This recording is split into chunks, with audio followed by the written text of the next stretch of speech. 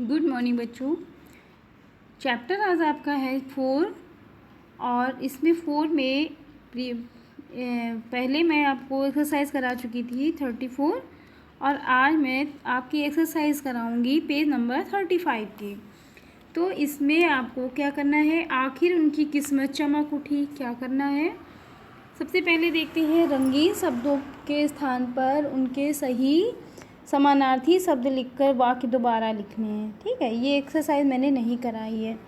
तो आपको करना क्या है, आसमान में बादल छा गए तो आपको चेंज करना है। जैसे लिखा है मेघ नभ संसार भाग्य। ठीक, तो यहाँ आसमान में बादल छा गए तो बादल का पर्यायवाची क्या होता है, आसमान का नभ। तो नभ में बादल छा गए, ये आपको करके यहाँ लिखना है। फिर हिमालय दुनिया का सबसे ऊंचा पर्वत है तो ऊंचा दुनिया का, दुनिया मतलब संसार, संसार मीन भी होता है दुनिया। पर्यायवाची शब्द है हिमालय, दुनिया संसार का सबसे ऊंचा पर्वत है, आ जाएगा। फिर है आखिर उनकी किस्मत चमक उठी तो यहाँ पे आखिर उनका भाग चमक उठा। ठीक है, नन्ही नन्ही बूंदों का समूह ही बादल है तो यहाँ बादल, बादल यानी मेघ, नन्ही नन्ही बूंदों का समूह ही मेघ है। ठीक, रंगीन शब्द संज्ञा है या सर्वनाम लिखिए। तो आपको क्या करना है, रंगीन शब्द संज्ञा है या सर्वनाम है, यहाँ लिखना है। पक्षियों का स्वर गूंज उठा तो पक्षियों का स्वर, ये पंछी क्या है, मैंने बताया है संज्ञा कि सभी जितने नाम होते हैं सब होते हैं संज्ञा।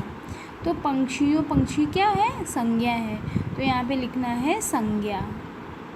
रंगीन शब्द संज्ञा है या सर्वनाम लिखना है तो यहाँ पे लिखना है संज्ञा, क्योंकि आपका ये पंछी जो है ये संज्ञा है। फिर वो अपने रास्ते चला गया तो जो संज्ञा के स्थान पर यूज़ किए जाते हैं वो कहलाते हैं सर्वनाम, और यहाँ पे सर्वनाम है आपका वह है, तो यहाँ क्या लिखना है, वह है। निखिल नाना जी के घर गया तो निखिल, निखिल नाम है तो नाम क्या है, संज्ञा, तो यहाँ लिखना है निखिल। उसकी समझ में कुछ नहीं आया, उसकी, तो यहाँ पे उसकी क्या है, इसका कोई नाम नहीं है तो जो नाम के स्थान पे यूज़ करे जाते हैं वो कहलाते हैं सर्वनाम, तो यहाँ पे लिखा जाएगा उसकी, यानी सर्वनाम है। ठीक, निखिल क्या है, संज्ञा है। एक बार फिर समझ लेते हैं, पंछी क्या है, जितने भी नाम होते हैं सब संज्ञा होते हैं, तो पंछी क्या है, संज्ञा है। वह जो नाम के स्थान पर यूज़ किए जाते हैं वो सर्वनाम कहलाते हैं, तो वह क्या है, सर्वनाम है। निखिल नाना जी के घर गया तो निखिल क्या है, नाम है, तो यहाँ पे संज्ञा। उसकी समझ में कुछ नहीं आया तो उसकी क्या है, सर्वनाम है। ओके, चित्र देखकर वर्षा होने की प्रक्रिया बताइए। तो आप चित्र को देखकर एक छोटी सी स्टोरी लिखेंगे। ओके, फिर एक गद्यांश पढ़कर प्रश्नों के उत्तर दीजिए। बाढ़ का पानी कई गांवों में भर गया था, लोग अपना सामान सिर पर उठाकर ऊंचे स्थानों की ओर जा रहे थे। निखिल बेचैन हो गया, उसकी समझ में कुछ नहीं आ रहा था, वो बार बार यही सोच रहा था कि इतना पानी कहाँ से आ गया। अब एक गांव में कौन सा पानी भर गया था, तो यहाँ लिखना है गांव में बाढ़ का पानी भर गया था।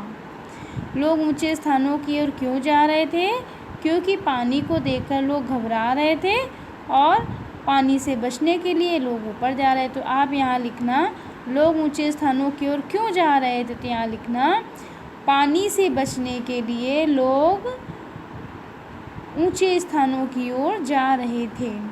निखिल बार बार क्या सोच रहा था, निखिल सोच रहा था कि ये पानी कहाँ से आ गया।